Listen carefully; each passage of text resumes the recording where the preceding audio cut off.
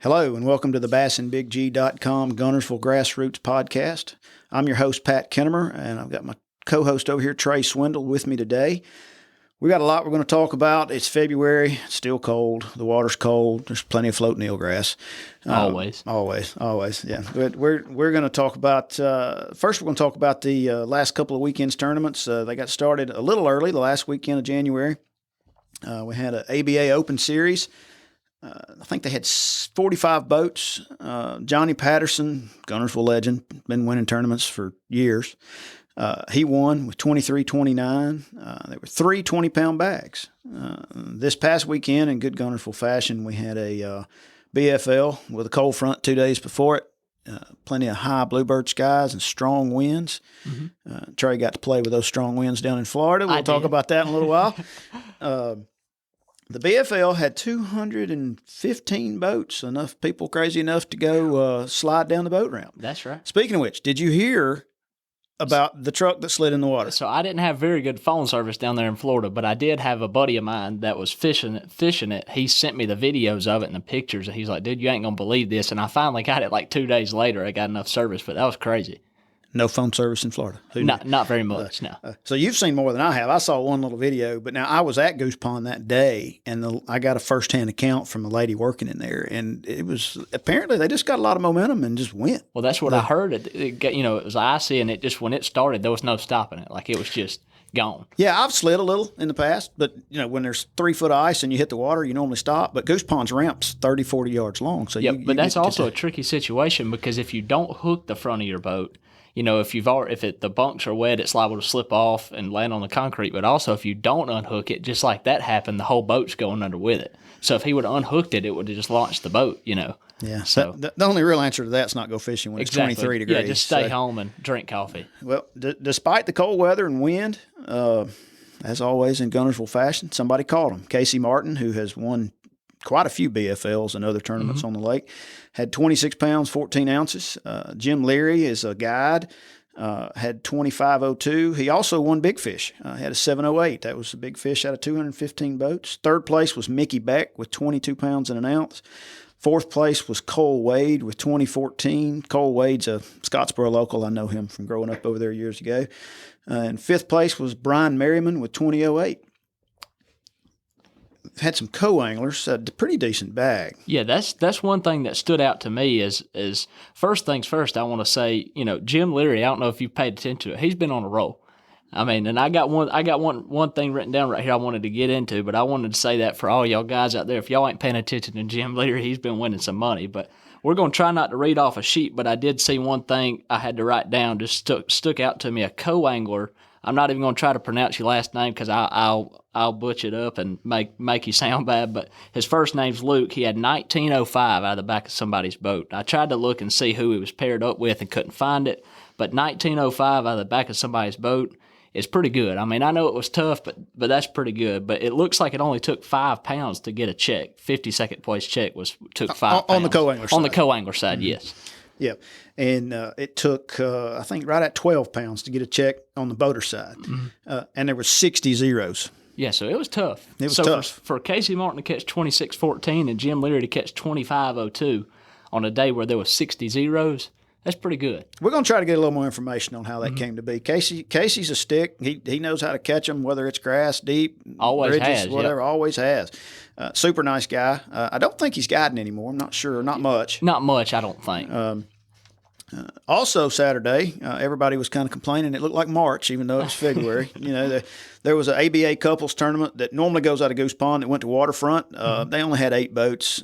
8 men were able to get their wives out in those temperatures, wives or significant other, whatever. I'm pretty impressed by that. I'm impressed by that, 8 people. and I actually went there and tagged fish at Waterfront for the Bass Cash Bash. Oh, really? And everybody was blue and cold, and it was, there were only like 2 limits out of it. The winner was Freddie Hunt and his wife. I don't know if she goes by Shauna or Billy, but they've been pretty consistent. They had one back in January that I tagged some fish out of Goose Pond, and I think he might have had about 15 pounds then. He said he was pretty much good for 15 pounds, couldn't go above it or below it. But, on that day in 8 boats, and he was proud to have it. Yeah, that's right. And then second place was Wayne Christopher and his wife Cynthia. They had 12.27. I believe the big fish was a guy named Tony Tidwell. It was a little over 5 pounds, and he said he lost one bigger. But Tony's always got some fish too. He's one of those. I believe he's about semi-retired and fishes 4 or 5 days a week. So, that's right. I will put you on the spot a little bit. Did you tag the boat or the truck at that tournament, or was it just money tags? Just money tags. Just money tags. PD Vinson, that owns the Bass Cash Bash, will be here in 2 weeks, and we'll be doing the boat and truck then. Awesome. Shooting videos, putting them out on Facebook, Instagram. So y'all let everybody know, right? Oh, absolutely. Yeah. Yep. We'll post them. I think there's the last year's release videos are still. I post the YouTube link to them on the Bass and Big G website, just so they're sometimes it gets hard to find stuff when you go back on social media. And we'll have them out YouTube, Facebook. He posts them, sponsors them. Does things to get them a lot of attention. Yep. But yeah, we want everybody to know. And before the tournament starts, I'm going to come out and put out a list of, hey, I let fish go at all these different ramps. Yep. Well, that gives people a good place to start. If they want to go look for one, because you don't just want to put in nowhere and where nobody let one loose. Let me tell you something though. These fish travel. They travel. Yep, they do. They travel. I had one caught off the North Saudi Causeway with a guy crappie fishing. He was signed up. He caught it last year, and it was a prior year's tag. I let it go at Browns Creek. God. So that thing went from Browns Creek to North Saudi Goose Pond. Where had he been for the last year? I have no idea. But I let him go at the Rattle Trap tournament. And it's crazy. Yeah, it is crazy. And I've had them caught all over. We had the first year we had a smallmouth that we let go in Mud Creek get caught at the 117 bridge, on the river, way up, in Stevenson. And now it had come from that direction. The guy told me where he caught it from, and it was a quarter mile from the creek that he caught it when the guy caught it. And that was during one of the big floods. Yeah. So, also had a little wildcat out of Roseberry, Scottsboro City Park. A guy named Mitch Smith puts on a Thursday afternoon tournament there when the time changes. He was kind enough to actually put this tournament on for me to come tag some fish. So, it was cold. They only had 9 boats as well.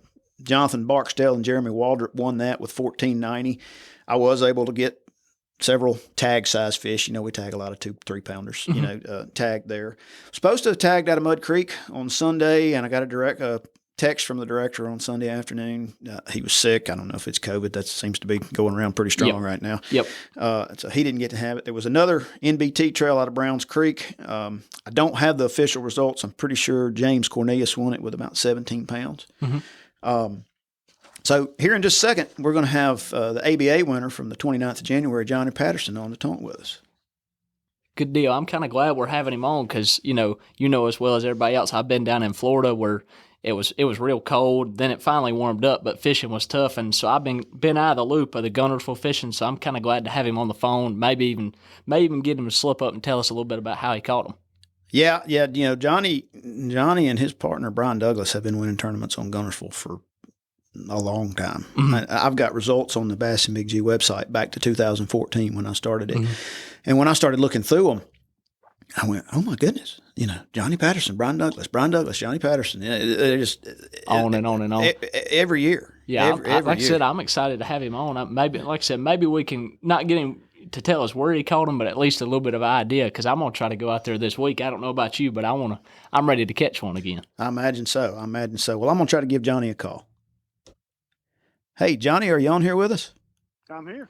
All right. This is Johnny Patterson, one of the local Guntersville legends. He's modest. He's not going to admit to that. But when I got to looking at prior results, I saw Johnny's name on a lot of them over the last 8 years. And if I had 8 years before that, I'm pretty sure Johnny's name would have been on those too. So Johnny, as we mentioned earlier, won the ABA Open Series a couple weeks ago.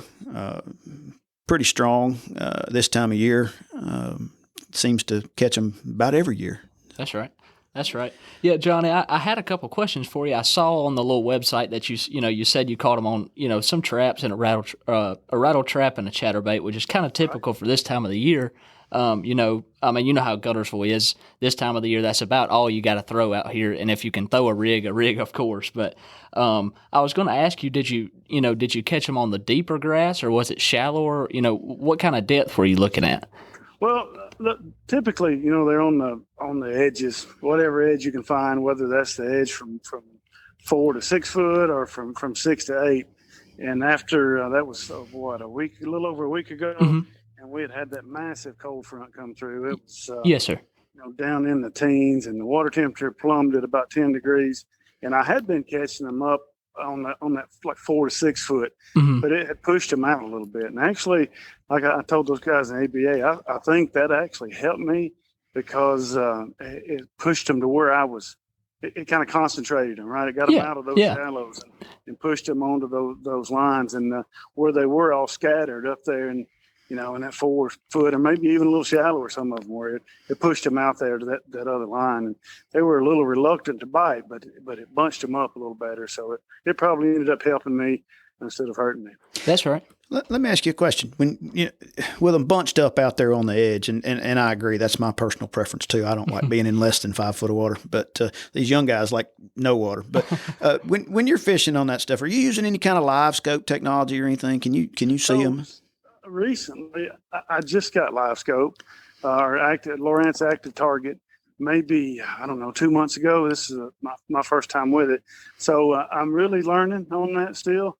But it's at that depth range, you can see fish swimming around, and you don't necessarily see your bait. You don't see them react to your bait, but when you're in a good area, there's fish swimming around. If there's nothing moving around down in that grass, then they're obviously not there. And I just want a little bit of time. I've used that. I've noticed a little bit of correlation there. Yeah, I went out for a couple hours yesterday. My first trip out, got the boat in the water, and I'm pretty sure I was nowhere near a fish, or at least my live scope didn't show me one. So I will say I had one more question for you on kind of your tournament day.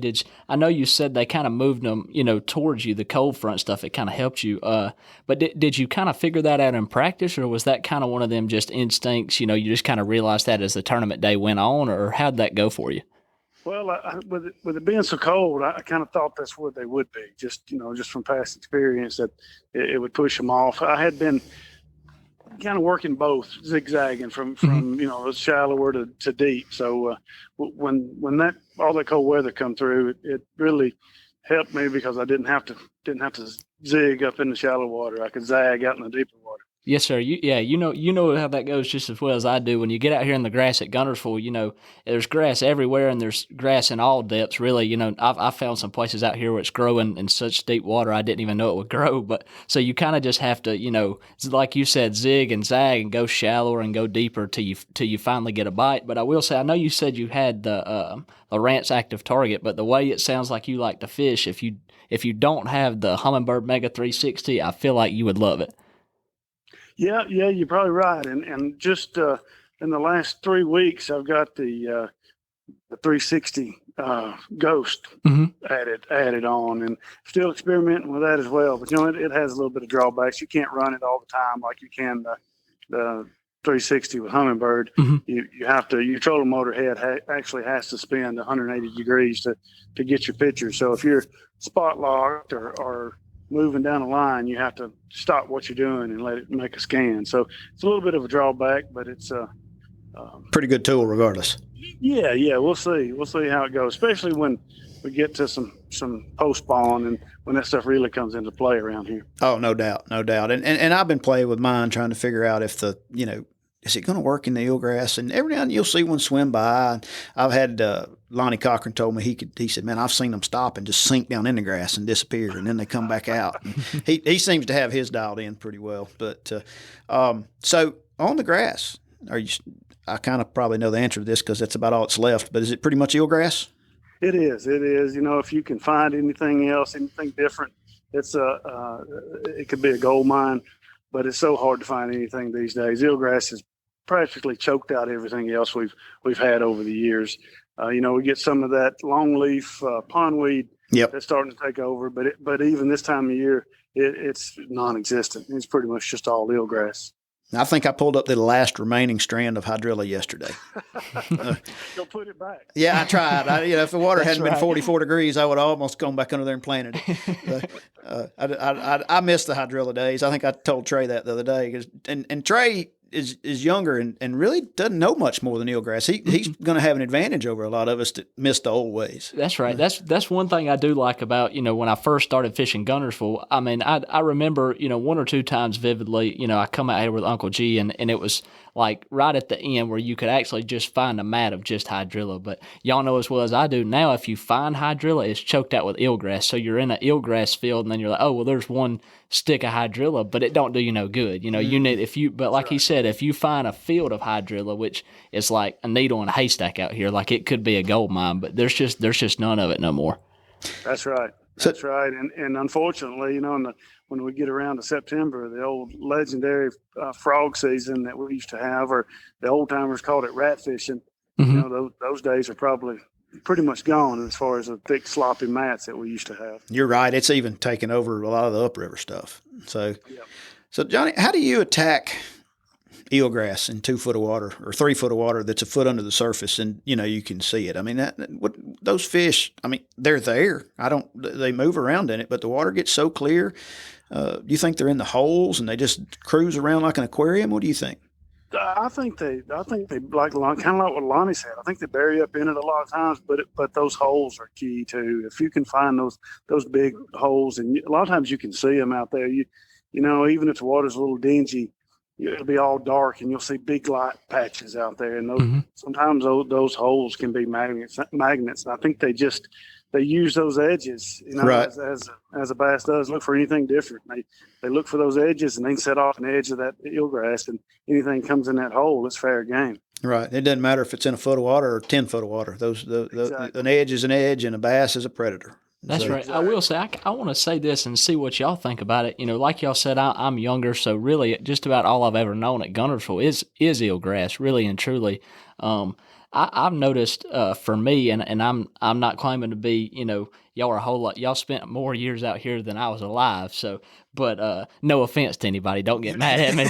But what I have noticed is for me on the eelgrass, it seems like I feel like they sun on the eelgrass. I feel like a lot of times they sit on top of it rather than in it, and they sit like right on top of the eelgrass clumps, or if it's growing in shallow water, and they'll sit up on it. Like you said, Lonnie saw one up on top of it, and when he got close to it, it hurt him or whatever, and it kind of buried itself in it. So for me, I kind of feel like I've learned that they sit in that stuff in sun. So a lot of times I like to throw my rattle trap or my crankbait and maybe throw it a little bit shallower, and that way it runs just right on top of it rather than, getting down in it. Right. Yeah.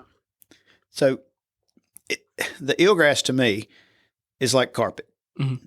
You talk about clumps. I loved eelgrass when there was clumps. Mm-hmm. And it's hard to find a clump anymore. That's it's even hard to find an edge. I mean, particularly in 4 to 6 foot. Mm-hmm. It is. That edge right now seems to be in 9 or 10 foot. Yeah. Where sometimes 8 foot is where those edges are, and you can get a few clumps off the edges, where it just doesn't just stop. But you're right. It's just a carpet. And even back in the hydrilla days when you were flipping those you get in an area that was just a carpet of hydrilla, and it wasn't nearly as good as those areas that had the towers of hydrilla, or the clumpy patches of hydrilla out through there. They just seem to be better. And I don't know why that is. Maybe it's just more edges, more ambush spots. I will say, Mr. Patterson, do you think that I agree with that 100%, but I do think, do you think it's actually they don't live in that mat or that just, straight field, or do you think it's actually easier to just pinpoint them when you find an edge? Because for me, I feel like they live all in it, but when you find a hard edge, when you pitch your bait in there, like if he's there, he's going to bite it. You know where he's going to be. Do you feel like they live in, how do you feel about that? No, I think you're right. I think it just makes them more predictable. And that's, right now, a lot of folks, if you look at the BFL results this past weekend, there was some big bags caught. Mm-hmm. But there was a lot of zeros too. There was a lot of folks that 60 struggled to get bit. Yep. Yeah. 60. Yeah.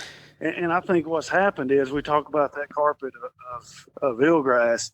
Those fish, that hydrilla and milfoil didn't grow out there like that. It didn't just cover everywhere. There was an edge, and they would relate to that edge.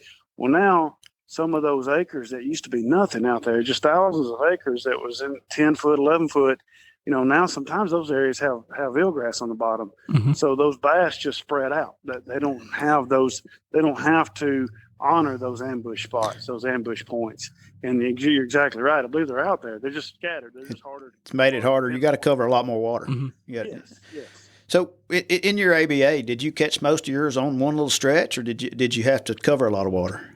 I covered a lot of water. Just put my head down. I knew it was going to be a grind with those cold temps and those dropping water conditions, and just hoping for the bites. And I didn't get a lot of bites. It just I just managed to that day got the right bites. And just that time of year, you'll have some days where you can get your 20 and 30 fish days, but for the most part, it's going to be a bit of a grind. But you get those big pre-spawn Guntersville females that everybody comes here chasing.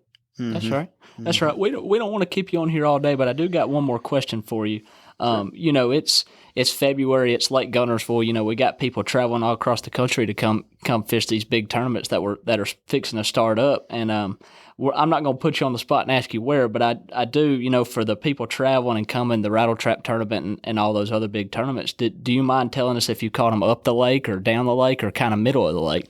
I'd say mid to upper lake, which is I live in the mid lake section, and it's that's just where I like to fish, where I've always fished. And one thing for people coming in too, the deep bite is can be good, and when a deep bite, the bridges, those bridges are absolutely you can't count out a bridge, and there's a lot of big fish caught on those bridges, a lot of big bags weighed in.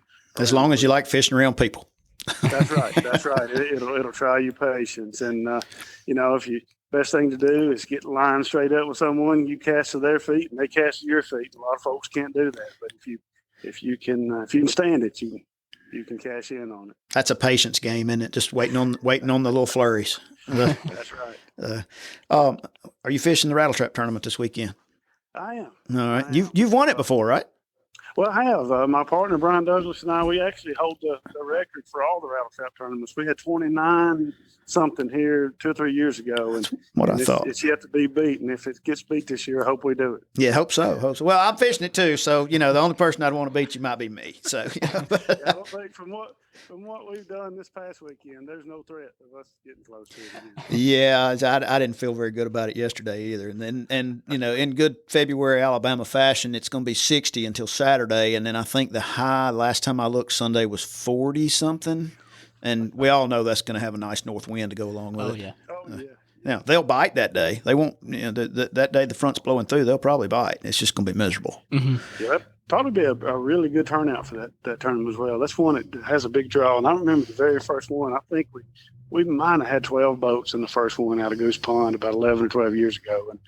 And so it's good to see that thing go from just a few boats to now I don't know how many. 200 plus. I looked last week and they already had like 80 registered, and I haven't registered yet. There's a lot of folks that are watching the weather and just waiting until later for a later flight because up in the day sometimes can be better when it's cold. And right. So all right, what's your guess on winning weight this weekend, Johnny?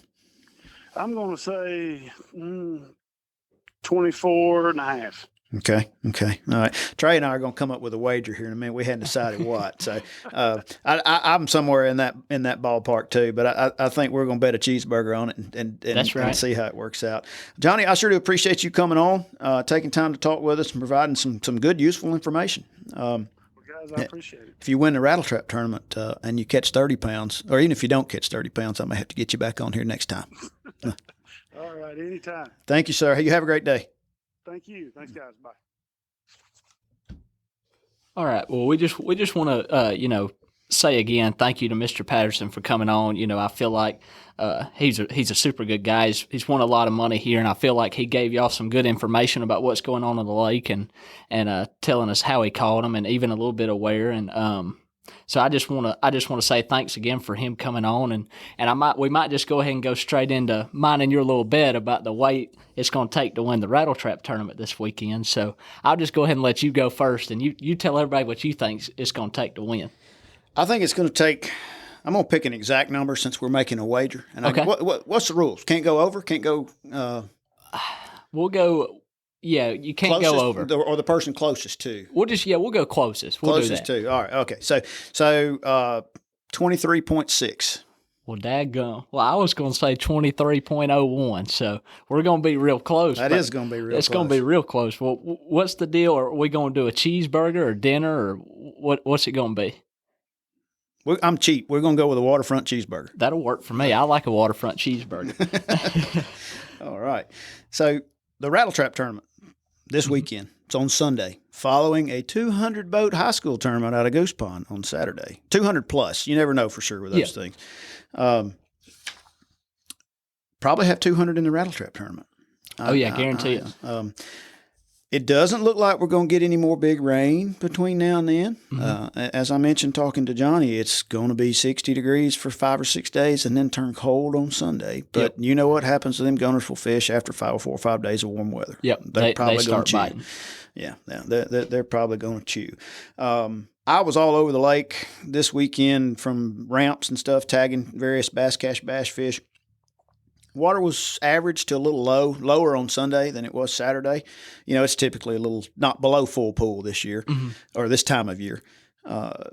Some of the creeks had some stain, but it was working its way out. We had 2 or 3 inches of rain. Trey's been out of town. Yeah, He's been I've been in Florida. out of town, so I can't go on this one, on this topic. Water level, or the water clarity wasn't bad. There's places it was still pretty clear, and others that it was muddy in the backs of the creek. But that'll be the first place to clear up too after this rain gets out. Water temps from the people I talked to at the tournaments ranged anywhere from 42 to 46. Personally, yesterday on the lower end, I put in at All Reds by the River Bridge. I saw 44, pretty much whether I was at the mouth of a creek or up in it, and that's cold. Yep, that is cold. It's a whole lot colder than where I come from. What'd you tell us about Florida? Trey just got back from a Southern Open down there and had a pretty good finish. Yep, I just got back from the first Bassmaster Southern Open on the Kissimmee chain on Lake Toho, and it was really tough down there. The first day that I got down there, a cold front blew through. It blew 40 miles an hour out of the north, straight north. And Toho and Kissimmee, the whole chain is big, so you don't want to be out there when it's blowing 40 in a yacht, much less a little bass boat. So I did not go on that day, but the water temp, I went on the day before, and it was like, water temp was like high 50s, low 60s, and when I put in the next morning after it got so cold, it had dropped almost like 10 to 12 degrees. So it was like super tough. Florida fish is like real sensitive to cold weather because they don't have it. It was like the 2 coldest days in Florida in 4 years that they've had. So it just knocked them right in the head, and fishing was really, really tough. And I don't want to bore y'all to death about Florida fishing, but I did end up, I caught them the first day. Okay, I had 10 something, 10-8, and then the second day I kind of rallied back and caught 13 something and jumped from like 48 to 27th. So got the year off started, pretty good. Couldn't ask for much better. I made a little bit out of nothing because it was a super tough tournament down there. Yeah, I mean, 10 pounds, you could catch that in one fish in about 2 weeks. Yep, exactly, exactly. That's glad you managed to get a check. Heard you had to buy a new iPhone. I did. He got a check in tournament, tore his phone up, went and spent it all buying an iPhone. That's right. So, I talked to Paul, which Trey works at Waterfront, GTO some, has for how many years? I think about 3 years. And for y'all that don't know, Paul and Jana Ponder are the owners of Guntersville Tackle and Outdoors, and they also just recently this past year bought Waterfront. So now it's Guntersville Tackle and Outdoors at Waterfront. It's 2 locations on the lake. One's in Browns Creek, and one's kind of middle of the lake. They're super nice people, and they've took over both of those. And I think, if I'm not mistaken, Pat talked to Paul today or yesterday and kind of checked in with the hot baits, what was selling. And I'll just let Pat talk about that because I've been gone. So I did talk to Paul today. We're going to try to get him on. It's the last few days of deer season, and I didn't want to jam him up from going deer hunting this afternoon. Right. So he with the trap tournament coming up, clearly rattle baits, rattle traps. Bill Lewis Rattle Trap is the tournament, but they make a few other baits. He said the Echoes, which is one of their little square bills, had been selling. Yeah, it's always a good seller. I can't catch a fish on one of those things. I don't like them. I don't know why. I mean, Mike Carter, that guides on the lake, he catches fish on them all the time. Every day you look, he's catching them on an Echo. I can't do it. So, also said the MR6s were pretty good. Those are good. They're kind of like a little DT bait, but they're plastic. And they've got a new one. That's the MR12, a little deeper diver. Yep. I bought one of them. I hadn't thrown it yet. That's probably going to be a player. Particularly if they're on the bridges or on the rocks. Yep. That could really be a player. I agree. Because before with rattle trap stuff, you were kind of limited to 8 foot of water or less. Yep. You couldn't really do much. But now that they got that 12-foot diver, and you could even, I'm a crankback guy, so you could even put it on lighter line and get it a little bit deeper if you just wanted to. Yep. So, and if it's freezing and you put that light line on, that'd make for fun. That's day. right. So a little ice in the traps and some 8-pound tests. I will say, I heard you say there was a 200-boat high school tournament the day before the rattle trap tournament, right? Yep. So if I'm not mistaken, these fish are going to be a little cross-eyed to some rattle traps by Monday morning. Oh, they're going to have nightmares about BBs rattling around. It's normally gets like that in March, but February weather's iffy. But this year we've got quite a few tournaments. The high school stuff is huge. Lots and lots of people coming from all over. I can't remember off the top of my head which one this is. Oh, it's Alabama Bass Nation High School. And it's out of Goose Pond. So if you're going fishing Saturday, put in somewhere else other than Goose Pond. Yeah, and if it's below freezing, don't put in at Goose Pond because you slide down the ramp. That's right. I bet they've got a lot of salt there this weekend. Oh, yeah, I guarantee it. Paul also mentioned that the Toyota Series last year, about this time of year, maybe a week or two later, was won on a Profound Shaker Z, which is a rattle bait. And he said he would have a whole bunch of them in tonight. And today is Monday, February the 7th, and he said he would have them in tonight. And, of course, other standard Guntersville baits is the jackhammers, fire crawl, and shad colors. I think it depends on the day. One that came out last year that's been a real fish catcher is the Fritzside, the Berkeley Fritzside. He said the 5 and the 5 big ones. He said he had quite a few of them. He didn't have them all in every color, but he had quite a few. And those are they're slow, but it's a good little crankbait. It's a good plug. Of course, the A-rig. 3.5, 4 inch baits. I did not hear a lot of people talking about catching them on the rig this weekend. Maybe it's a week or two away. The fish have gotten smarter on that thing, to me. They have. Over the years, that's been the go-to bait this time of the year is a rig, and they've I think the fish have just gotten so trained to it. They've seen it so much, they just kind of shy away from it. But no, I agree. I agree. There's days that it's the only thing you need to be throwing, but those days are not what they used to be. When it first came out, I mean, we were throwing 6-inch shadowlicious on there. You'd come home, feel like somebody beat you with a boat paddle. Yeah, and I'm old, so I get sore easy from fishing for too many days. But but I don't catch near as many fish on them as I used to. Not quality fish, anyway. Used to catch some big ones on it when it first came out. So the other baits, typical Guntersville baits, Rapala DT6. They've got a new DT8 out. Demon color. It's red. It's Guntersville. It's spring. It's probably throwing something red or orange. And then there's another one, the OG Slim and Tiny. Which I think is a little square bill. That's a Rapala, little narrow square bill. It is. And they had the OG Slim, and it was a bigger size. It was a flat side, wooden bait. It was really good bait. But now they've come out with a junior, and it's almost half the size, so it's a little bit tougher to throw. But it's a super small bait, and in the wintertime, that's what you want. Especially like on Guntersville around that grass, they love a tight wobble. That's what makes the Fritzside so good when it gets cold. They don't want nothing real erratic. They want it kind of, just real tight wobble. And then that's one of my favorite baits to throw of all time is the DT6 and Demon and the DT6. That's my go-to bait this time of the year at Guntersville. Really? Yep. What pound line do you throw that on? I throw it on 12. 12. Yeah. Fluorocarbon. Yep. Yeah, I throw it on 12 that's kind of what I like too. I'm good at breaking them. If you slap them on the side of the water, they're going to fall apart. And you're not supposed to do that. It's especially a balsa bait. And especially when it's cold, it don't make it no better. When it's cold. So this weekend we've got Alabama Bass Nation High School out of Goose Pond. We've got a hooked bass club out of Browns Creek.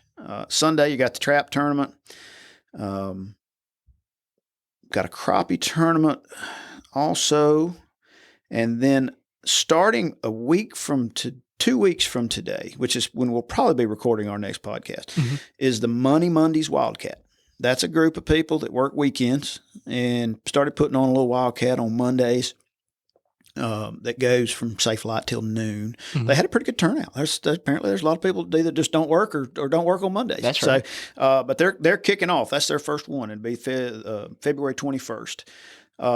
That same week, which is reaching out a little far, is the Toyota Series. So on top of everything else that's going on this weekend on Guntersville, how much you want to bet there's a couple hundred Toyota Series folks here practicing. I will say one thing that stood out to me that I mean, it just made me happy you realized that because I would have totally forgot. But did you see where the Toyota Series anglers can actually lock through to Wheeler? I did, and that's new. That is new, and it's interesting that that's even a thought. But Wheeler's been fishing pretty good, and those smallmouth can eat too on that upper end. If it doesn't get a flood, somebody might lock through and be a player on that. I think even if they don't lock through and run all the way down to Decatur, you can lock through and be right there on the bottom side of the dam. That's what I'm talking about. Yeah, there on the tail race. Yep, right there in the tail races. A lot of giants get caught, and most tournaments that are won. Like the Alabama Bass Trail, it goes to Wheeler about every year, and it's just about always, if not one, somebody in the top 5 comes from the tail race. Particularly if it's spring. Yep, exactly. That'll be interesting. I'm anxious to see how that plays out. Yeah, if somebody shows up with 26 pounds of smallmouth, there's a really fine chance they were below Guntersville Dam. Absolutely. So, that'll wrap it up. We appreciate everybody tuning in. If you enjoyed it, you can follow us on YouTube. The podcast will be on the Bass and Big G website and available on your podcast app of choice, Apple, Spotify, pretty much all of them, Google. We'll be back in a couple weeks.